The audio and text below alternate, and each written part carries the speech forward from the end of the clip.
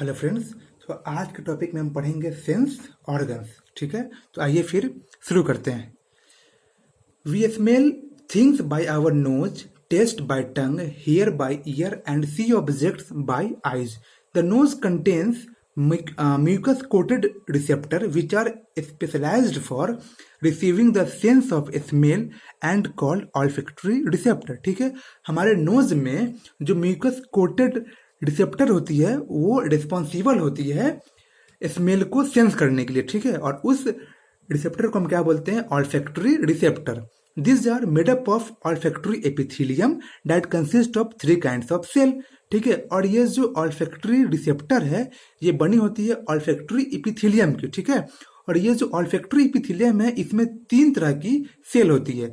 The neuron of olfactory epithelium extend from outside environment directly into a pair of broad bean sized organ called olfactory bulb. मतलब ये हुआ कि olfactory epithelium में जो neuron होती है वो आउटसाइड इन्वायरमेंट से लेकर ऑल्फैक्टरी बल्ब तक एक्सटेंड करती है। ठीक है, which are extension of brain limbic system.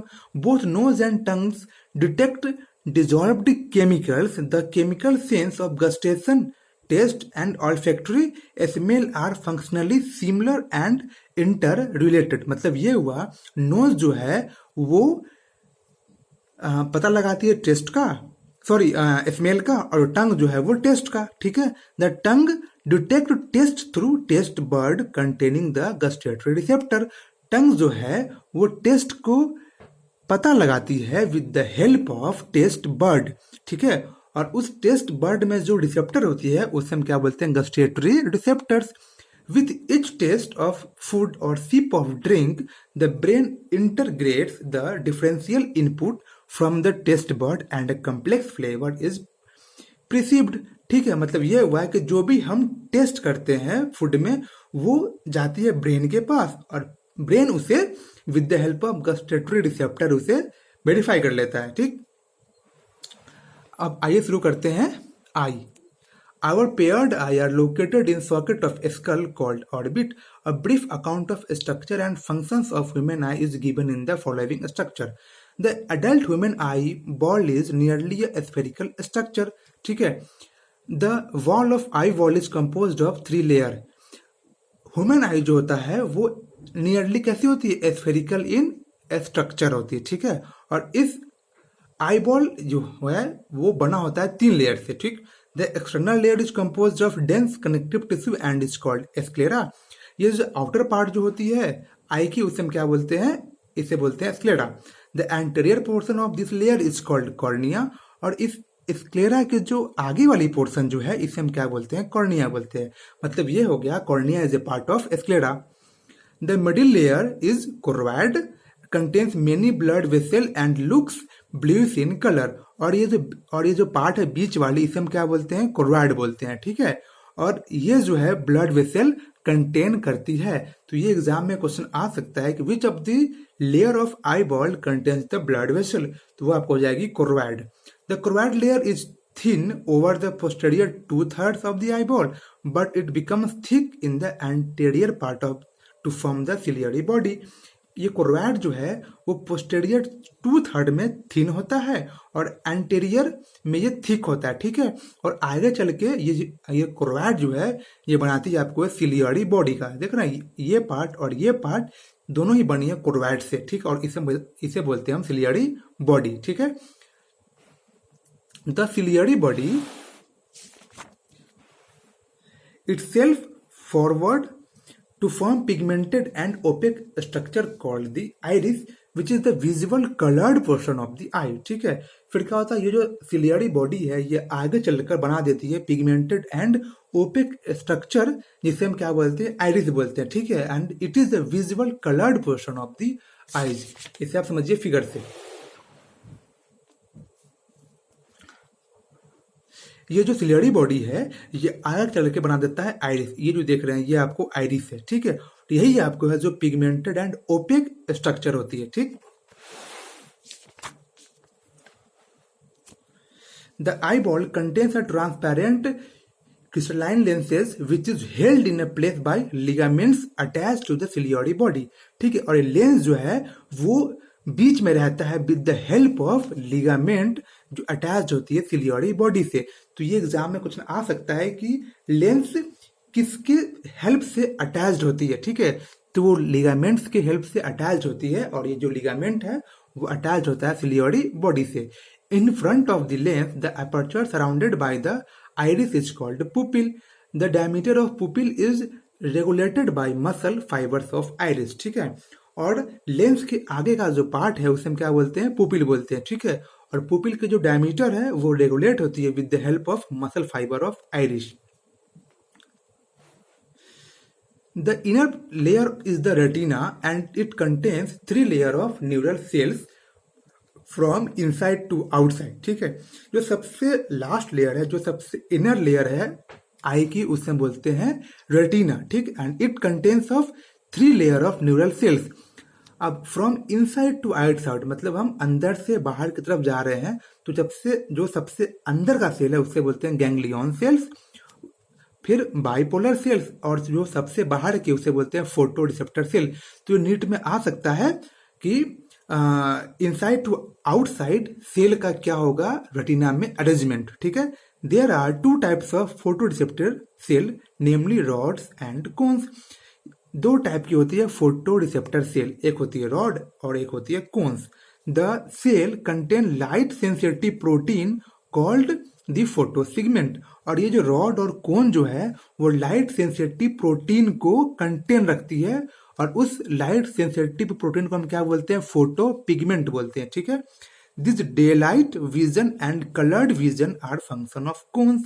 ठीक है, फिर कोन का फंक्शन क्या है, तो कोन के कारण ही हम कलर विजन कर पाते हैं और दिन में भी देख पाते हैं। मतलब ये हुआ कि जो भी हमें रेड ग्रीन ब्लू जो भी दिख पाती है वो दिखती है due to the presence of cons.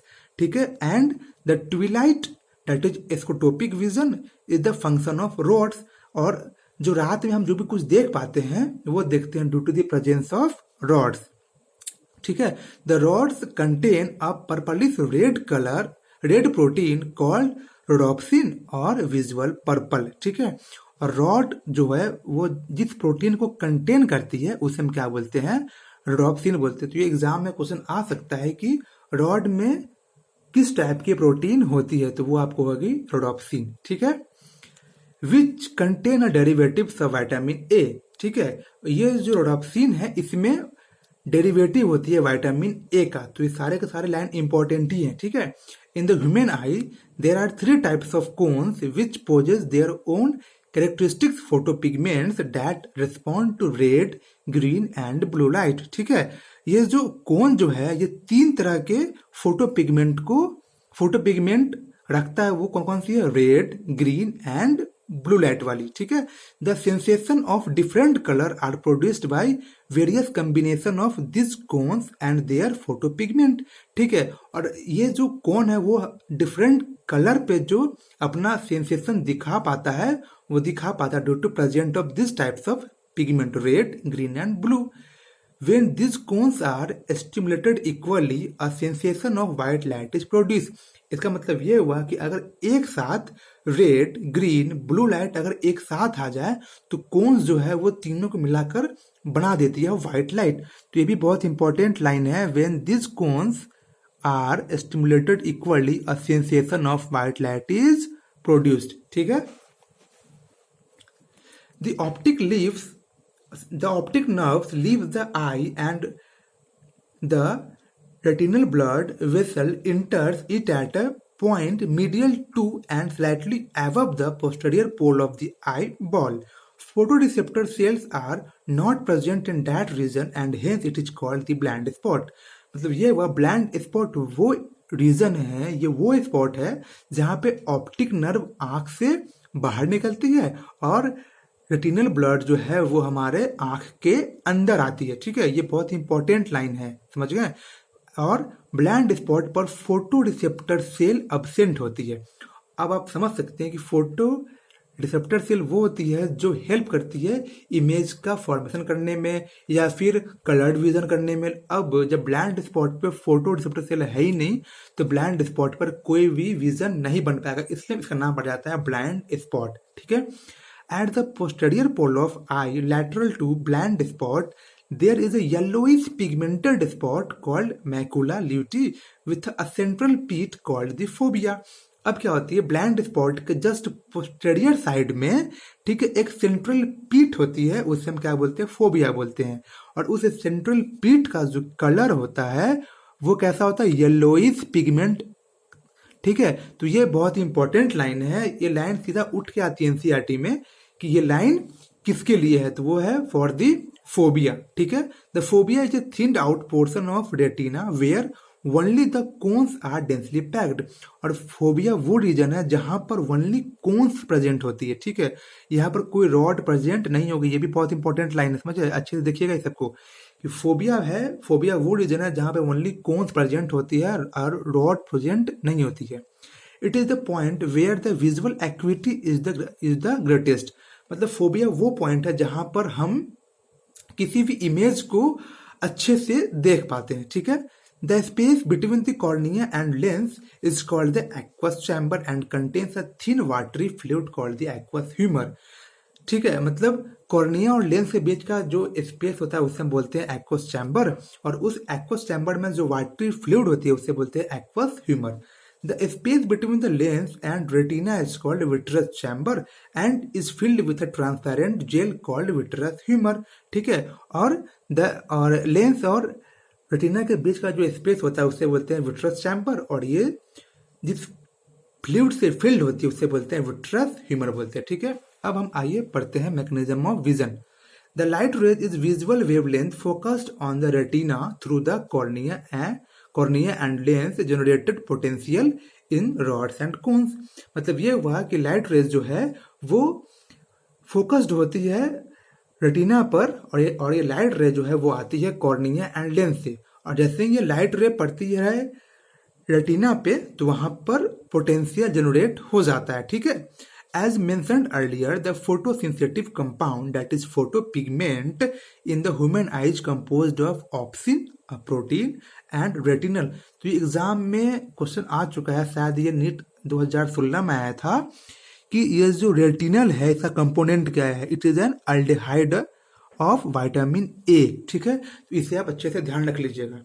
पहले आप ऊपर आइए। As mentioned earlier the photosensitive compound photopigment in the human eyes composed of opsin and retinal.